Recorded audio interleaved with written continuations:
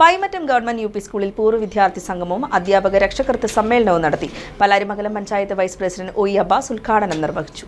Paimattom government UP. സ്കൂളിന്റെ നവതി ആഘോഷങ്ങളുടെ ഭാഗമായി പൂർവ്വ വിദ്യാർത്ഥി സംഗമവും അധ്യാപക രക്ഷാകർതൃ സമ്മേളനവും സംഘടിപ്പിച്ചു. Pallarimangalam panchayat vice president O. Abbas ഉദ്ഘാടനം നിർവഹിച്ചു.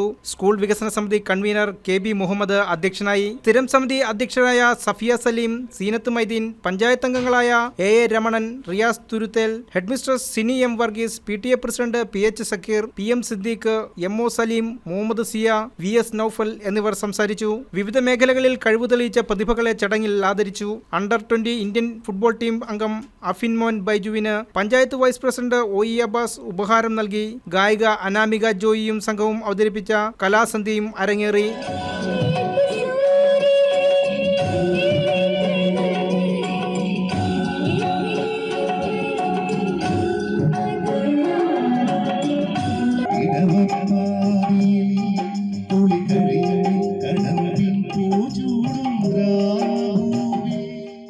News desk KCV news.